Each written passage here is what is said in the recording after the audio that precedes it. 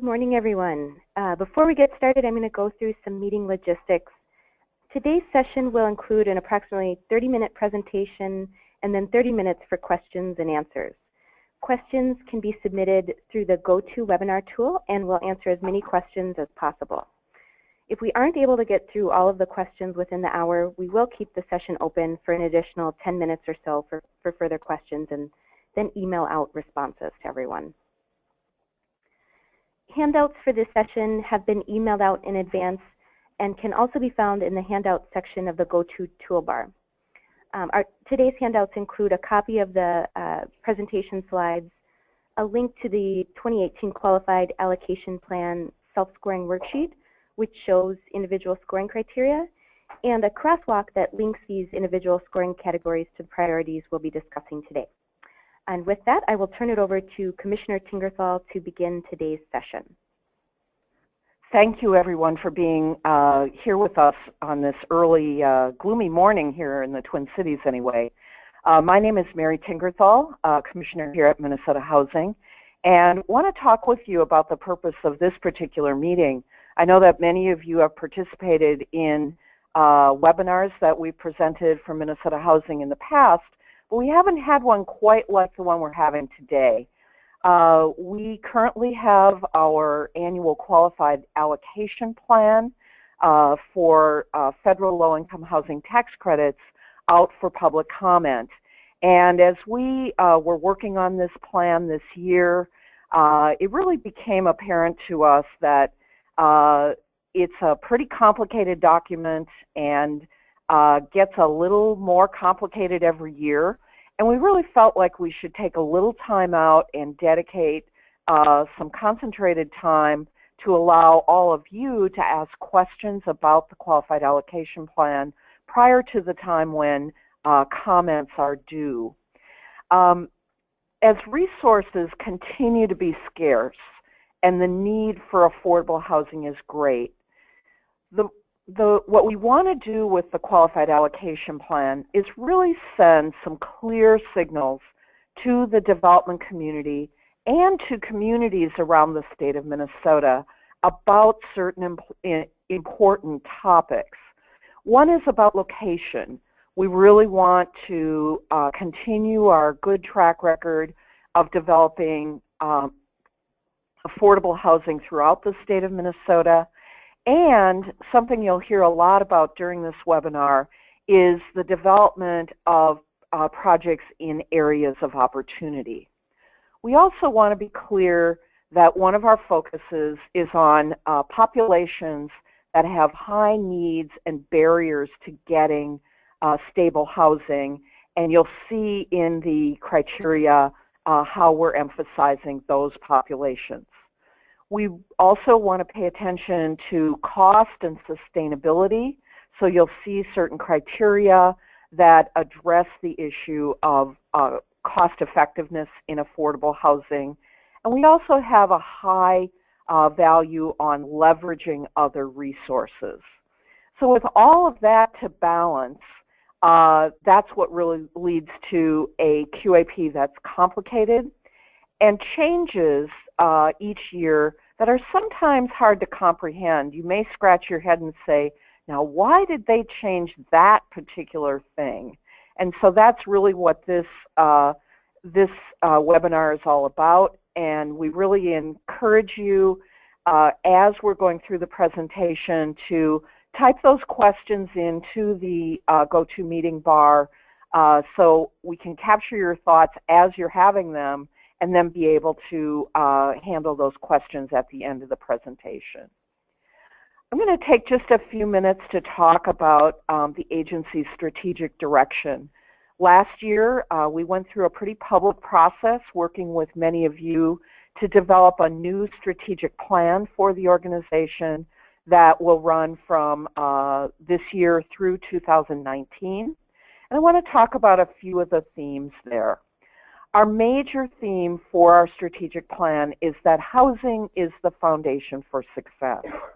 What does that mean? Well, what it means is through our work, we really understand that for citizens of Minnesota, from kids through seniors, a lot of their ability to be successful in education, in their jobs, and to have healthy lifestyles is really dependent on having a safe and stable place to live. Within that broader context, we're focused on certain guiding principles. That is, focusing on those with greatest needs, those with the fewest choices, the greatest barriers, and oftentimes the lowest incomes. Within the cornerstones of the Foundation for Success, we have some other themes that I wanted to mention. First of all, that we're going to emphasize providing choice and access to opportunity and equitable access to those opportunities. We also provide a wide range of financing tools, and as I mentioned earlier, we're looking for leverage. We want to serve low and moderate income households across the housing continuum. That means everything from providing housing for those who have recently experienced homelessness, all the way across to affordable housing for families, to home ownership opportunities within our single-family programs. And importantly, we want to engage local communities who we know will make many of the crucial decisions about whether affordable housing will happen in their communities. We engage in community dialogues around the state and increasingly in the metropolitan area as well to help communities understand the importance of providing housing options within their communities. And finally, a principle around housing being cost-effective and sustainable. So all that boils down into a couple of themes that we wanted to share with you. The first is our vision, which is our big, audacious goal, what we would love to be able to see, and that is that all Minnesotans live in a safe, stable home they can afford in a community of their choice. And you see in this vision not only affordable housing, but the importance of community where people live. That also boils down to our mission, which is really our core purpose for being and for framing all of our programs, that because we believe housing is a foundation for success, we collaborate with individuals, communities, and many partners across the industry to create, preserve, and finance affordable housing. Each strategic plan, we really look at the time frame that we find ourselves in and look for some key strategic priorities. These are things over and above our core activities where we really want to focus in the period of the strategic plan. One that will be familiar to you is the first one, preserving housing with federal project-based rental assistance. This has been a strategic priority for the agency for many years. A second one that's familiar to you is preventing and ending homelessness. I'm very pleased that today the Wilder Foundation has announced the results of its 3-year survey on homelessness, and we did see for the first time since 2006 a major downturn in the number of people homeless in Minnesota, 9% decrease from last year. That reaffirmed last year's so-called point-in-time count that we do in conjunction with HUD, which also saw about a 10% decrease. That's not by accident. We've been putting a lot of resources not only on building housing for people who have experienced homelessness, but linking it with services as well. The third item, we really want to be responsive to the changing demographics of Minnesota. That has a couple of flavors to it that you'll hear more about, but two that I want to mention is simply the increasing number of non-white households that we see in Minnesota, and particularly the younger ages of those non-white households and how that drives the need. At the same time, we're seeing an aging population with many more senior households that are looking for different housing choices. The fourth bullet you saw in our last strategic plan, which is addressing specific and critical local housing needs. Again, we have been engaging in community dialogues across the state so that we can do a better job of helping local communities engage in discussions about what's the critical need for a particular community, whether that's housing for people who've experienced homelessness, whether it's workforce housing, whether it's housing for immigrant families. There are many different needs across the state, and we really hope to make our plans, like the Qualified Allocation Plan, responsive to those local needs. And finally, it's been a high priority for us to focus our single-family resources on reducing the racial and ethnic homeownership disparities. Right now, today in Minnesota, we're a very high homeownership state, but white households own homes at about a 76% rate, while households of color own homes at only about a 40% rate. And we're really going to be focusing our single-family resources on closing that disparity. With that, I'm going to hand it over to Kayla Schuckman, who will take you through the details of our Qualified Allocation Plan. Thank you very much. Thank you, Mary. In this next section, I'm going to provide some background on the Low-Income Housing Tax Credit Program and the purpose and history of Minnesota Housing's Qualified Allocation Plan. The Low-Income Housing Tax Credit Program is a federal resource governed by IRS law.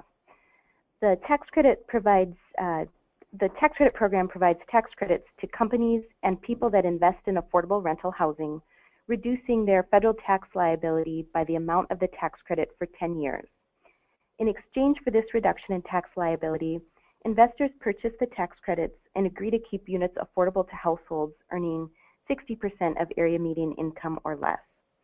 In today's market, $1 of tax credit sells for somewhere around 95 cents. The sale proceeds from the credits are then invested in new construction or affordable housing, new construction of affordable housing or acquisition and rehabilitation of existing property. There are two types of tax credits, commonly referred to as the 9% and 4% tax credits. The 9% credits are very limited, available through a competitive process with requests for credits typically 3 or 4 times greater than the amount of credits available. So the remainder of our presentation today will focus on these 9% credits. In Minnesota, state statutes create a number of rules regarding the tax credit program. Significantly, they establish Minnesota Housing as the primary allocating agency and also establish a number of cities and counties known as suballocators. Minneapolis, St. Paul, and Dakota and Washington counties have their own allocations and their own qualified allocation plans. Total statewide credits are approximately $12.8 million, with $9.5 million allocated by Minnesota Housing and the remaining $3 million distributed among the suballocators. Minnesota Housing's annual tax credit allocation funds anywhere between 12 and 15 affordable projects, representing 700 to 900 units. These tax credits are sold to investors and generate around $90 million in proceeds for affordable housing annually. The total development costs of projects financed with these competitive credits is $220 million, and the tax credit is a very important component. Because tax credits are so scarce and such an important financing tool, we develop a plan for allocating these credits called the Qualified Allocation Plan, also referred to as the QAP. The IRS also requires every allocator to have a QAP, and there are certain IRS requirements about what must be included. For example, every allocator must provide preference for projects located in low-income areas that contribute to community revitalization. Again, each suballocator has their own QAP separate from Minnesota Housing. About 3 years ago, Minnesota Housing made the move to begin publishing our QAP a year in advance to give communities and developers an extra year to plan for any changes being made. The QAP that's currently out for public comment, the 2018 QAP, will apply to applications submitted in the summer of 2017. Minnesota Housing's QAP is made up of the Qualified Allocation Plan document, the Procedural Manual document, and the Self-Scoring Worksheet. These documents together detail the rules for how tax credits will be distributed throughout the state, what types of projects will be eligible for a set-aside of credits, how funding rounds will be administered, what rules and procedures applicants and the agency must abide by, and what funding priorities will be used in considering projects. All applications received by Minnesota Housing are scored according to the priorities contained in the self-scoring worksheet and then ranked based on score. Every point claimed by an applicant on the self-scoring worksheet is a commitment that gets memorialized in the 30-year tax credit affordability restriction. The remainder of our presentation will focus on the funding priorities that are proposed as a part of the 2018 QAP. As you can see from this graphic, the priorities contained in the Qualified Allocation Plan change over the years, and here are some of the major shifts that the QAP has seen over the last 10 years or so.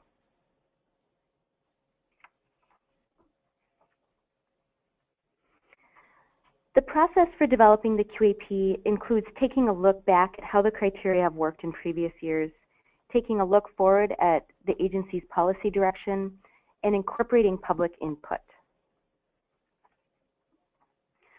One of our first steps in planning for our QAP is to talk about how things worked the previous year. We consider what worked in the most recent application round and what didn't. We look at whether any criteria seem to be having adverse or unintended consequences, and whether we had difficulty scoring any criterion objectively. We track these sorts of questions throughout the year as applications are scored. In addition to kind of this backward look at how the previous year's QAP worked in implementation, we're also taking a look forward to what's on our horizon. We examine our agency strategic plan and how this should cascade down into our QAP. We look at emerging needs in communities throughout the state, and we also continuously look for alternative, improved ways to define our criteria through examining national best practices. We also incorporate community feedback from both informal and formal comments from developers and other stakeholders all year long through our numerous regional housing dialogues that we have out in the community, as well as a series of smaller focus groups we held this year. We solicit formal public comments following publication of the proposed QAP through both written comments and a public hearing. And we also often revisit comments that were made in previous years. The QAP development process is really an iterative process. When we first introduce a criterion, we expect it to change and evolve over several years as we and folks in the community have experience with it, as the environment changes, and as we hear from our partners on how the criterion is working.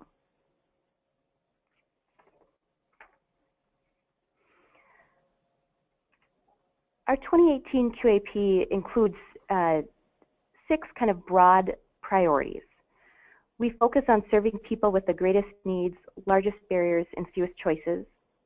We promote housing in areas of opportunity, support community and economic development efforts, preserve existing subsidized and federally assisted housing, focus on using these scarce resources efficiently, and on financing high-quality buildings. The best way to see the funding priorities contained in the QAP is to look at the self-scoring worksheet. There are numerous priorities contained in this document, and the crosswalk that's on the screen and also included as a handout in the resources section of the GoToWebinar tool shows how each of the high-level priorities we'll be discussing today translate into the criterion on the self-scoring worksheet. With that, I will turn it over to Joel Salzer, who will discuss the QAP priority, serving people with the greatest needs. Thank you, Kayla. At Minnesota Housing, we have a priority for serving those who are in the greatest need. And while we know that affordable housing is needed everywhere across all states and to many different kinds of populations, we know that there are some who we want to focus on and support in the greatest means possible. One of these groups came to our attention back in 2004 when Minnesota Housing began prioritizing those who are experiencing homelessness or who were at risk of becoming homeless. If we fast forward through today, our commitment to this homeless population exists, perhaps maybe now so more than ever. Currently, we are one of 11 state agencies who are working together under what's called the Plan to Prevent and End Homelessness. And this is a 2-year plan and a commitment by these 11 state agencies to work together to collaborate and combine our resources so that we can effectively target them and end homelessness by 2020. This comprehensive plan is strong and robust, and you can find it on our website. One of the main objectives under this plan, which we are leading the charge on, is to create 5,000 new housing opportunities by 2020 for these households who are experiencing homelessness. This is a huge goal. We certainly can't do it alone, but as I've said before, through the partnership of those other 10 state agencies, we believe this can be done. We've also learned through a recent study that 77% of those who are experiencing homelessness also have a disability. So because of this high correlation between those with disabilities and homelessness, we also pay special attention to this group, whether it's people with disabilities who are living on the streets, are in shelters, or are in institutions. And on the next slide, I'll speak about this population a little bit more in depth. To help developers understand these populations, our supportive housing team spends a considerable amount of time providing technical assistance to the development community. Even for those of us who deal with this issue day in and day out, it's very complicated and difficult to connect this homeless population with permanent housing. So we're more than happy to spend extra time with those who are interested. Other high need populations include those who have extremely low incomes or no incomes at all. This is especially true for singles who have a disability. While they may have SSI or some other less benefit, many more aren't connected enough to mainstream services to have that main benefit. So we have a large amount of people who are not only homeless or at risk of homeless, but have extremely low incomes. So we may choose to use even more resources to support those households with little or no income so that they can afford it. The second group is large families.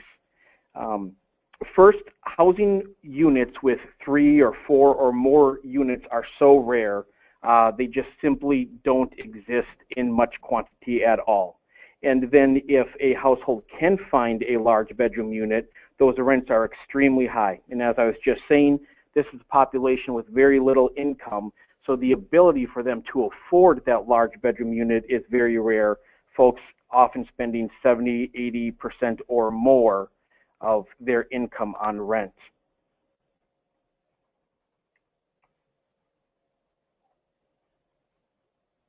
Like the slide before mentioned, people with disabilities is a growing subpopulation that we're hearing about, and you may have heard about as well. You may have heard of the Olmstead Plan. The basis of the Olmstead Plan is ways in which people with disabilities have the greatest amount of choice in all daily activities.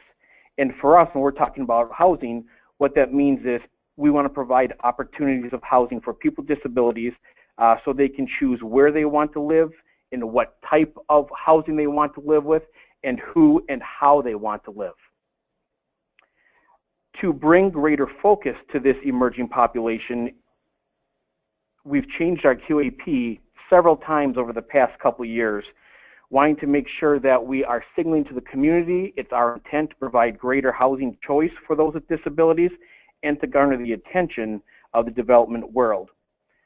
Particularly in the 2018 QAP, you'll notice that we have moved the pointing opportunities for those units created for people with disabilities to a standalone category so that developers can claim even more points if they target their housing for this group and this subpopulation. While we want to promote housing for people with disabilities, we're also very well aware that we do not want to segregate or create more housing for people with disabilities in segregated settings. This is a very fine line for us to walk, so we're trying to create as much opportunity for developers and the disability community to partner to make that case to us. For that reason, we've lowered the minimum percentage of units required for this population than we have for some of our other subpopulations. And of course, as I mentioned on the previous slide, we are targeting our resources for those people with disabilities with the lowest income possible. We know that people with disabilities is a very large subpopulation, and we won't be able to serve them all. So those with the lowest incomes is who we're targeting our resources to. The last bullet on this slide, you'll see references the large family housing priority. I mentioned this on the previous slide, but a particular note that this is especially great need in Greater Minnesota. I'm now going to hand it over to John Patterson. Hi, this is John Patterson. I'm the Director of Planning, Research, and Evaluation here at Minnesota Housing. And I'm going to be talking about areas of opportunity which Mary Tingerthal had highlighted. And as this slide shows, we're talking about area of opportunities as being economic integration. This is encouraging housing developments in higher income communities, areas with higher performing schools, areas with job growth or a large number of jobs, and finally location efficiency. That's really access to transit and walkable communities. What I'm going to do is walk through a series of maps about where these high priority areas are. And you can actually access some of these maps on an interactive basis on our website. And I have our website URL, and if you go to the Policy and Research tab, to Community Profiles tab, you can access these interactive maps. And all you can do is just type in an address of a development you're looking at, and you can go through the series of maps and see if your area qualifies for these priority points. What I'm going to go through is each of those four areas. I'm going to use the metro areas just as an example to see how they all fit together. And at the end, I'm going to talk about how all the points overlay on top of each other, and I'll look at that for not only the metro area, but also for Greater Minnesota, so you can see that. The first one is economic integration, and the darkest areas of red are census tracts with incomes in the top 20% or above the 80th percentile. The more salmon color shows areas with incomes between the 40th and 80th percentile. So those higher income communities will receive points if they're located in those areas, or if projects are located in those areas. The next criteria is higher performing schools. This is new for this year.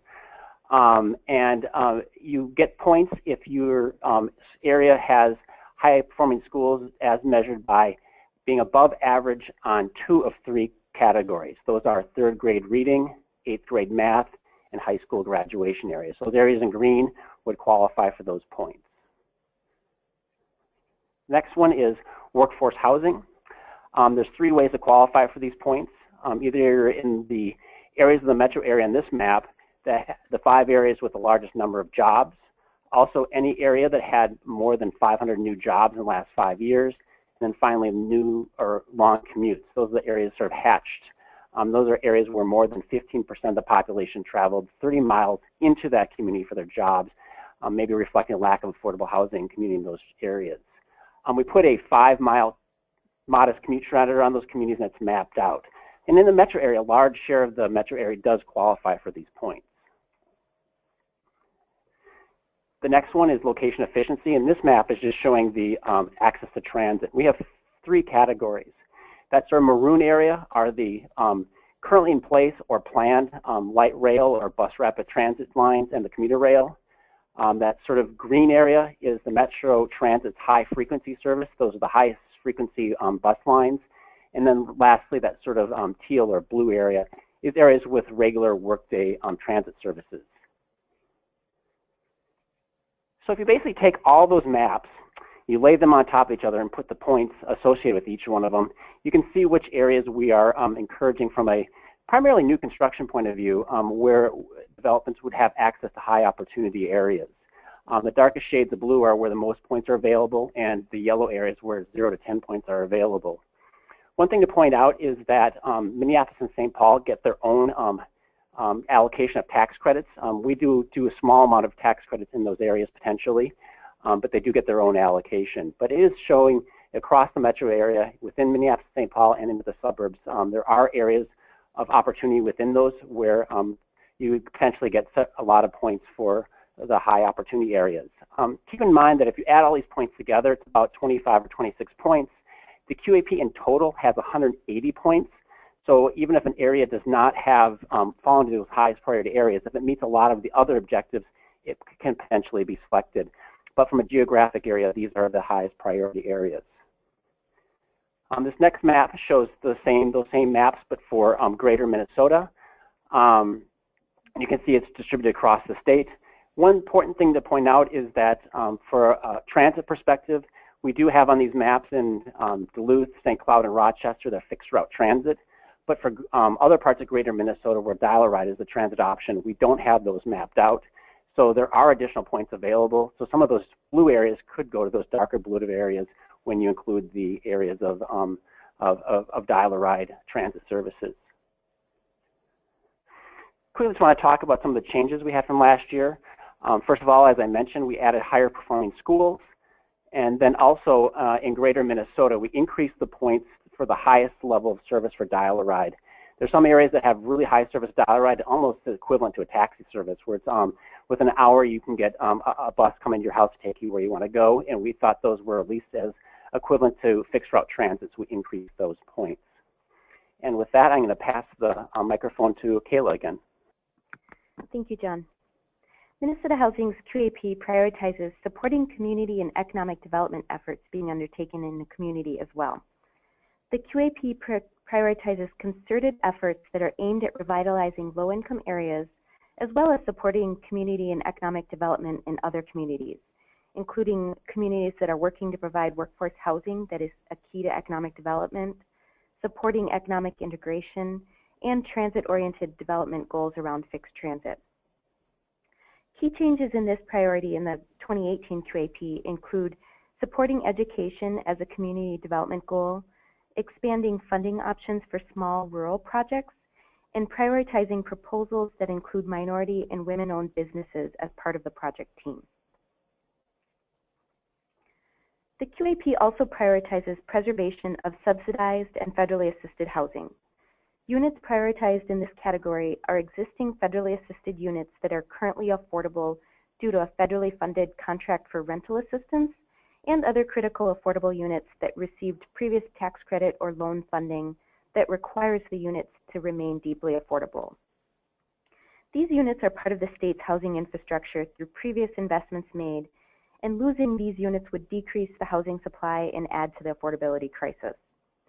Among existing properties, the QAP prioritizes those properties that are at risk of loss due to market conversion, critical physical needs, and ownership capacity. Properties at risk of loss due to market conversion are those that are located in strong markets where the owner could conceivably receive higher profit by operating the property as market rate rather than affordable housing. Properties at risk of loss due to critical physical needs have several major building components that are requiring repair or replacement. And properties at risk of loss due to ownership capacity are those where the current owner lacks the ability to continue to operate the property without defaulting on funding agreements. Many of these units serve an extremely low-income population made affordable by federally funded rental assistance. There are no major policy changes in this area for the 2018 QAP. The QAP also prioritizes projects that use scarce resources efficiently. Projects that have the most leverage from other sources, are the most ready to proceed, and that minimize both overall costs and transactional costs not related to construction are prioritized. There are also no major policy changes in this area proposed for this year's 2018 QAP. Lastly, the QAP prioritizes proposals that will result in high-quality buildings. Agency design standards and numerous scoring criteria in the QAP promote projects that are healthy, durable, and energy efficient, and that are designed to allow people of all abilities to reside in the units. Again, scoring criteria related to this and other priorities discussed today can be found in the self-scoring worksheet, which is linked to as a resource in the GoToWebinar tool. So this concludes the presentation component of our webinar today,